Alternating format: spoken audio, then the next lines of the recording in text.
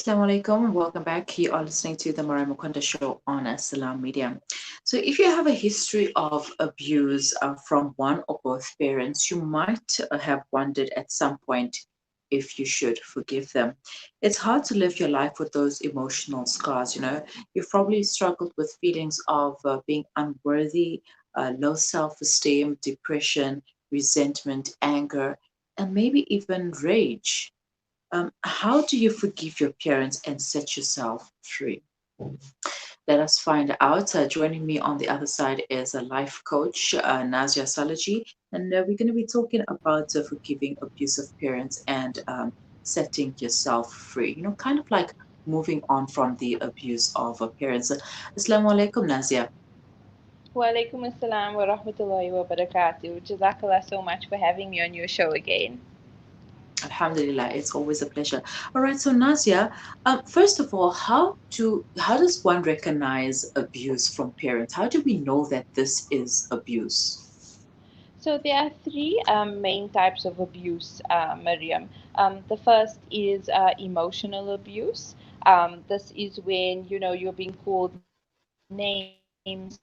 It's basically character breaking down kind of statements that they're making, like constantly calling you stupid or using derogatory terms to humiliate you, whether it's in public or in private or both. That's emotional. And this is very difficult for people to overcome. In fact, it's one of the hardest. Then there's physical abuse, which is the one that everybody knows about. This is, hitting, kicking, punching, that kind of thing, inflicting harm using weapons. It's never okay if you feel that your life is under threat, no matter which age or whatever the circumstance is. There's also financial abuse. This is where, you are being deprived of necessities, basics like food and sanitary items, in school and education, and everything, all the resources it takes to put you through school. So there's also financial abuse. And because we're focusing on children and because we're talking about parents here, these are the three types of abuse that basically we face on a daily basis. Mm-hmm. Now, people often will say, for someone to forgive their parents and move on, they'll tell you, well, why don't you just forgive them and move on? Because I mean, they are your parents. But obviously, this is not something that is easy to do. Why is forgiving and forgetting so difficult?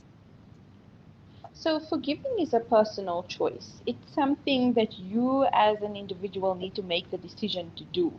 People might say you need to forgive them. Yes, even in Mm, Islam, we need to forgive in order to free ourselves. But you cannot forget because what if, the behavior persists? So we forgive and we forget. But what steps are they taking to actually stop? Are they stopping? Are they continuing? Because we might forgive, but what if the behavior persists? Then the forgiveness, mm, you can't forgive the same thing over and over again while inflicting harm and damage on yourself. And that is the message of, I think, even throughout Women's Month, we've been saying that you may be able to forgive the abuser, but what steps do you take in order to ensure that the abuse does not continue? Now, speaking of continuing, does a childhood abuse affect a person's adult life? Oh, definitely, Miriam. We're seeing that children who grow up, relationship modeling is so important. Children who grow up in an environment where abuse is acceptable, where abuse is constant, it's ongoing, and it is the language that they understand, they become abusive adults, they become bullies, they become promiscuous. They are the ones who end up in relationships with abusers, because the first sign of affection, they go for this person, not realizing that they are endangering their lives by potentially being with an abuser. There's also psychological trauma. They become numb to other people's pain. They are unable to process and express emotions, easily. And then, of course, they go on to be parents. And when they have children, they lack the understanding, and the cycle of abuse just goes on and on. Mm-hmm. Now, you mentioned that forgiveness is a personal choice, but Is it necessary? Do you have to really forgive a person? Can you just move on without having forgiven them? Well, you see, the thing is that if you don't forgive somebody for what they've done to you, there's a certain power attached to that because you'll forever be angry. Forgiveness brings you a sense of peace. We're not saying that you should forgive and then build a relationship, but you can forgive to kind of break free of the shackles that the abuser has over you. If you're not forgiving them, it means you're staying angry at them. And when you're angry at somebody, they have a certain power over you. So the forgiveness, while we think it's for them, it's actually for us. We need to forgive abusers for whatever the reasons may be, but not for their own inner peace. Mm-hmm. For your own sake, so that you actually sever the power that they have over you or the hold they have over you. There's a saying that says forgiveness and anger and love can't reside in the same place. So you need to choose to love yourself enough to sever those bonds of anger and forgive them, and then move on with your life. And you'll feel freer and you'll feel lighter. And it's just an amazing gift you give yourself. Mm-hmm. All right. And now, moving on with one's life, how do you set yourself free from that abuse of parents, especially if you're now an adult and you have carried this abuse with you all through? It has finally caught up with you, and you are now a victim of abuse and childhood trauma. So, how do you work on fixing yourself as a person and not become an abuser to somebody else and not abuser to your own children as well? Okay, so the first thing is that you need to understand why you are doing it.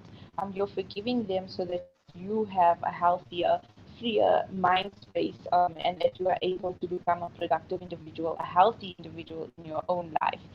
The second thing is that no matter what type of abuse, get counseling for it. So that you're able to talk to an objective person who can unpack those emotions and deal with them one by one so that it doesn't end up affecting yourself or your children or your spouse negatively. Also, remember that you can't forgive them just because somebody says you should.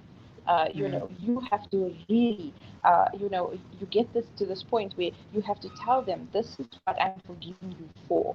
You have hurt me, you have damaged my self confidence, you have set me on a path for, self destruction almost. So you name the things that you are forgiving them for and make a promise to yourself that once I forgive them, while I might not forget, I still have the choice of having to build this relationship or not. You can be nice, you can keep them, because we're still dutiful towards our parents, but we can love them, in different ways. If they are abusive and toxic to our existence or to our presence, and we cannot live with them, for example, perhaps do something nice for them every once in a while. It's not for them, again, it's for you. It will fill you up and make a better person out of you. And it's also Islamically correct that we show kindness to our parents no matter what. But like I said, you do not have to form a relationship with them. And remember, the counseling is then going to enable you to identify patterns in your parenting, patterns in your relationship, that is going to identify whether or not you are repeating their behavior or whether their behavior and treatment of you is affecting the way you are parenting. You deal with it one step at a time. And a lot of people have that fear that, oh my gosh, I don't want to be, like my mother was to me. I want to be better. I Mm-hmm. don't want to, abuse my child. The moment you see a red flag or you feel this emotion coming over you, counseling is the way to go, because we don't realize that some people could be 36 in physical, but mentally and psychologically they're still bearing the scars of 14, 15, and 16-year-olds. And then when their children reach the age of 14, 15, and 16, they are unable to relate, unable to communicate, unable to handle conflicts with their children because they never had access to the skills or the tools, and they were treated, like really badly. So they're unsure. So counseling, coaching, it's there to assist you to identify patterns in your behavior and identify high risk patterns as well. And that's where it helps. I think that the approach to counseling also is that it's not just for mad people or somebody, the stigma attached to Yeah. speaking to someone. right? It's just there as a voice, like as I am basically mirroring to you, and like on a soundboard. Just talk, say whatever it is that is on your mind, and you bounce it off me, and I just tell you whether or not I feel it's right, whether or not it's going to work for you. But essentially, you decide. So counseling, the stigma attached to it that only if you have a problem you go. No, it's something that everybody should try. Everybody should have that go-to person who's objective and can say you're making the right decision or you're making the wrong decision, or your behavior pattern is telling me if you continue on this path you are going to be as abusive as your parent was, but just in a different way. Mm-hmm. So that is something that people need to realize and understand, and exercise. It's fun also, to have someone to talk to. But when it comes to abuse, it's never acceptable. You should not tolerate it. The moment you feel that your rights are being inflicted upon, or that you are being harmed in any of the above ways, that is physical, emotional, even financial, you need to seek help immediately. Mm-hmm. What about if a the parents, one or both, are deceased, and how do you work around that? This is a tricky one because some people look for closure, right?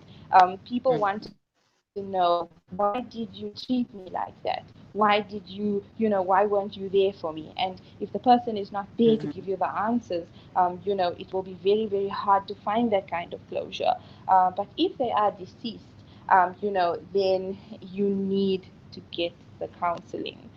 You need to sit down with the counselor and explain all the events that happened that led up to the abuse. And so that you make peace with the fact that you might never get closure from them, but you can gift yourself the closure that it takes for you to go on with life and not repeat the same behavior in your life with your children. And also that it doesn't damage or harm your self esteem any further, that it doesn't steal opportunities from you. There was a woman who was raped. She was gang raped, and she started an organization to help victims or survivors of rape. And when she was interviewed, they asked her, how did you find the strength? And she said, they raped me once. I can't allow them to rape me every day for the rest of my life. So I Mm-hmm. cut the power, I took it back. So that is what we must remember with the abusers, is that they abused you once, they abused you twice, multiple times. You cannot allow that abuse to carry on for the rest of your life, because psychologically you're replaying it in your mind. So in essence, they are abusing you every day for the rest of your life, and it is becoming a self-fulfilling prophecy, and it is destroying you further and harming your future. So at the end of the day, you need to decide that you are going to take power back from that. You're going to stop those thoughts, from recurring, or when they come, you're going to identify them and stop it. And then you are going to be able to move forward and be a healthier, whole individual. Because people who have passed away, there is no way that you can get an apology from them. Um, Logically speaking, you are going to have to make peace with the fact that you won't get that.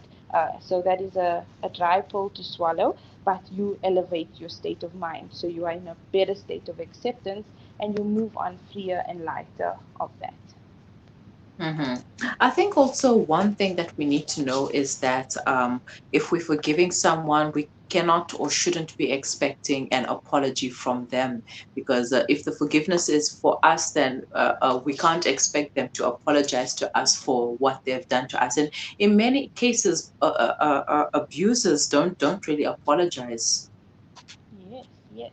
And I think also you must remember it takes a very sick individual to abuse someone. And when I say sick, I don't mean it in a sarcastic way. There could be something psychological or emotionally wrong with them. They could be narcissistic, where they don't have any feelings. They don't have the ability to be remorseful or to be apologetic. And this poses that challenge of, you've got to be okay with not ever having to receive an apology. You've got to be okay with that. You've got to know that even though they don't see the wrong in their actions, we have said said that it is wrong and you have acknowledged it is wrong, and it is time for you to rise above it and move on despite not receiving the apology.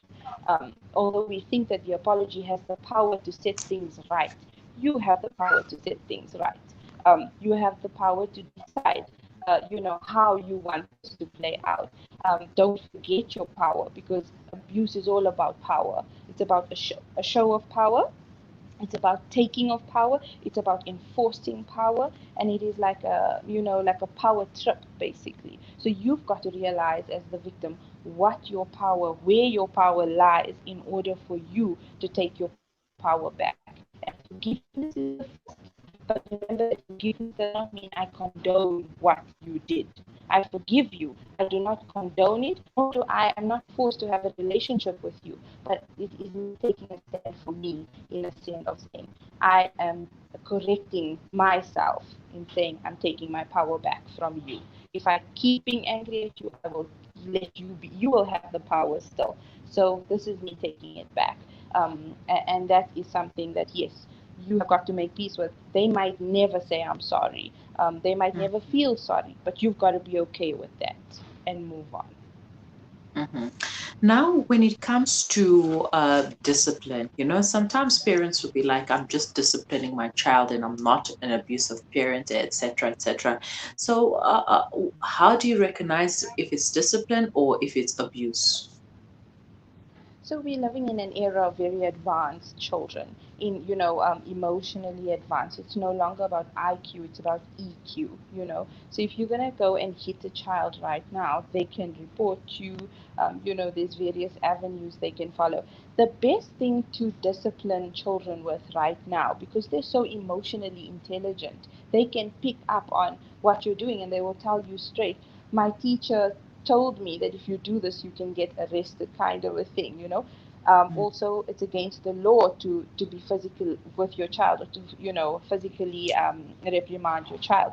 So the best thing right now is to come up with creative or constructive ways to punish the child. I don't want to use the word punish, but to take behaviorally correct actions. Okay, so if you know the child has access to privileges, cut the privileges. If you know the child has a phone, cut off access to the phone. Delete certain apps off the phone. It's creative and constructive. So you're saying, okay, because you behaved in a certain way, you will have no access to the series that you watch, to your phone. You will instead be spending time with the family. You will be doing chores around the house. It's developmental, and it's also, it's not going to bring the child down or assassinate the child's character by saying, you're so stupid, or, stuff like that. Become more creative when it comes to discipline.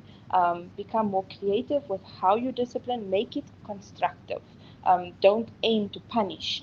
Aim to develop through teaching them a lesson or a skill. Even if you tell them to go wash the car, that I will not be taking my car to the car wash, you will be washing my car this weekend. Give them chores around the house, cut off privileges, cut off friends, do whatever you need to do, but make sure it's developmental instead of, destructive. Mm-hmm. All right, time is not on our side, but Nasia, quickly give us your contact details again. Okay, my contact details is 082-779-5287. All right, Shukran so much for your time and for your knowledge and information, and have a wonderful day. Afwan, Jazakallah, you too, Mariam. Correct. That was Nazia Salojee. She is a life coach and therapist. I'm sorry, life coach and counselor. And if you would like to contact her, the contact number is 082-779-5287, 082-779-5287. And yeah, Nazia will be able to assist you, or she'll be able to direct you to people who may assist you in terms of dealing with the abuse or abusive parents, forgiving them, and setting yourself free from their abuse. Now, you need to set yourself free from this abuse, because if you don't, you will carry it with you throughout your adulthood, and you will become that abusive parent, and you'll be abusing your children, and then they might also grow up to become abusive parents themselves. So you need to cut it, break the chain of abuse, break the cycle of abuse, and it starts with you. So if you need assistance, please contact Nazia on 082 779 5287. Please leave your comments and questions in the comment section below, or send them to us on WhatsApp 0806 17660355. Do stay with us. We'll be right back.